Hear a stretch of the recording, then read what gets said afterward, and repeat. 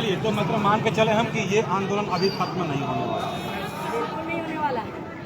सबसे पहले तो ब्लैक लिस्टेड एजेंसी है, हमारा सरकार को तो यही चीज समझ में नहीं आता है कि वो ऐसा ब्लैक लिस्टेड एजेंसी को ढूंढ कर आती है ना, जो कि दूसरा राज्य से ब्लैक लिस्ट किया गया है। अरे अच्छा एजेंसी को लाइए, आपके राज्य के भविष्य है।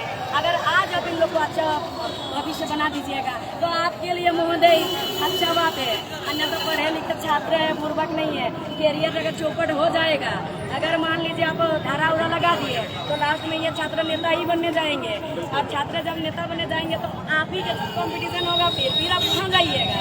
इसीलिए चीजों को समझना जरूरी है। तो चलिए, आज अगर जेएलकेएम भी बना है ना तो इसी वजह से बना है सर, आपको भी जानकारी है। आज इतना नेता झारखंड में पैदा नहीं होता। हमसे ज्यादा अगर गलती नहीं किए होते, हमसे ज्यादा कोई जेलकेम के बारे में जानता है क्या? नहीं, बिल्कुल जीरो इसीलिए तो जीरो से लेके हीरो तक। अभी आप ही मेरा ही बताइए, इतना धारा लगा हुआ कि बोले ना कि धारा सब अगर मोदी होता तो एक हार बन जाता सर। इतना धारा लगा हुआ है, अब वो धारा सब क्लियर भी नहीं हो रहा कि फॉर्म भर पाएंगे।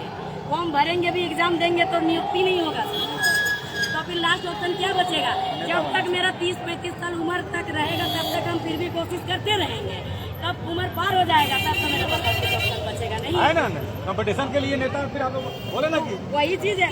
बाकी सब छात्र जाएंगे अभी है कि नहीं? टोटल इतने जितना प्रोटेस्ट में आया ना, फिर आपके साथ कंपटीशन करने जाएंगे। अभी तो आपस में हो रहा है कंपटीशन एग्जाम का, उसमें हम आपके साथ जाएंगे। तो अच्छा है ना, कुछ पढ़े लिखे अब नेता भी आएंगे। अच्छी बात है कि नहीं? आएंगे, लेकिन नेता से नहीं होता, और अधिकारी भी होना चाहिए। और एक बात कहेंगे आपको, सरकार को इसलिए भी साथ फर्क नहीं पड़ रहा क्योंकि उन लोग के बच्चे तो विदेश में पढ़ रहे हैं। लेकिन ये चीज हम कहना चाहेंगे, सबसे पॉइंट वाला बात है, एकदम गौर से ध्यान से सुनिएगा। बाकी सरकारी गाड़ी में घूम रहे हैं आप, यहाँ के आप मुख्यमंत्री हैं, तो आपके बच्चे सरकारी में नहीं पढ़ेंगे तो किनके बच्चे पढ़ेंगे?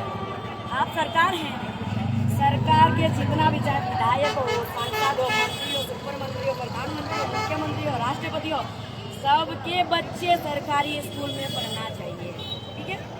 और उससे बड़ा पॉइंट है, चाहे चपरासी से लेकर के IAS IPS तक क्यों ना हो, आप सरकारी तनख्वाह लेंगे तो आपके बच्चे सरकारी स्कूल में पढ़ना चाहिए। शिक्षा सबके लिए समान होना चाहिए। रिम्स खोला जा रहा, रिम्स 2 खोला जा रहा, एम्स खोला जा रहा है, और इनके परिवार जाएंगे इलाज कराने भी दे। इसीलिए जो सरकारी पद में है, नेता, मंत्री, अधिकारी, पदाधिकारी, सबका परिवार कभी इलाज सरकारी में होना चाहिए। जिस दिन ये हो जाएगा ना, उस दिन इस देश में गरीबी ही खत्म हो जाएगा। और एक बात जो सरकार एक होना चाहिए, जो सरकारी स्कूल में पढ़ रहा है वही सरकारी फॉर्म भर सके, अन्यथा कोई नहीं। कभी सिस्टम सुधरेगा। कई लोग कह रहे हैं कि सिस्टम सुधारने के लिए कि आरक्षण भी हटना चाहिए। आरक्षण के बाद अब कौन क्लियर समझा रहे हैं? हाँ, आरक्षण में कुछ % सुधार होना चाहिए, लेकिन हटना नहीं चाहिए सर। हटना इसलिए नहीं चाहिए, सबसे पहले तो हम आपको एक बात पूछेंगे कि जो लोग कह रहे हैं आरक्षण हटना चाहिए, उनसे पहले पूछिएगा कि क्यों हटना चाहिए। क्यों हटना चाहिए? अगर आप पूछे होंगे तो आप हमको बताइए कि क्यों हटना चाहिए। वो लोग क्यों हटना चाहिए बोल रहे हैं, कुछ तो बात होगा। हम पॉलिटिकल खबरों को नहीं करते हैं, सुनते हैं तो आपसे पूछते हैं। अच्छा, तो क्या हमसे पुलिस के बारे में पूछिए, हम बता देंगे। अगर जिस दिन वो बोल देंगे ना, वो लोग बोले कि आरक्षण हटना चाहिए, हम बोल रहे हैं आरक्षण नहीं हटना चाहिए। जितना सवाल था उतना जवाब दिए।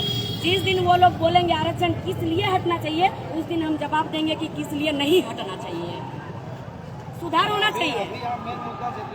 मेन मुद्दा JPSC SSC को लेकर के है, इसीलिए इस बारे में हम अभी जवाब नहीं देंगे। इसीलिए तो बोले इस बारे में जवाब हम उस दिन देंगे जिस दिन आप उन लोग का जवाब को लेकर के आइएगा मेरे पास, कि या फिर हमको बुलाइएगा कि वो लोग ये जवाब दिए हैं बेबी जी, आप जवाब दीजिए कि क्यों नहीं हटना चाहिए। सुधार जरूर होना चाहिए, और बाकी यह मुद्दा जो है इस बारे में चर्चा करेंगे तो ज्यादा बेहतर। चलिए, हमको पता है कि आप भी हैं, अपना जो जिस चीज के लिए आप आए हैं उसी पे बना रहे। मतलब ये आंदोलन ऐसे ही समाप्त होने वाला नहीं है, ये क्लियर है। बिल्कुल नहीं होगा सर, बिल्कुल नहीं होगा। न्याय मिलना चाहिए। क्यों नहीं, क्यों होगा?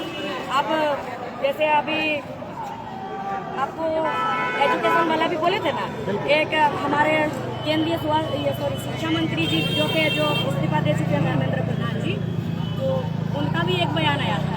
क्या राष्ट्रपति महोदय के जो पोती हैं या फिर उनके परिवार के जो है जिस स्कूल में पढ़ेंगे फीस जितना होना चाहिए, क्या उनके घर के नौकर का भी क्या उतना होना चाहिए? नहीं होना चाहिए, ऐसे बोलते हैं।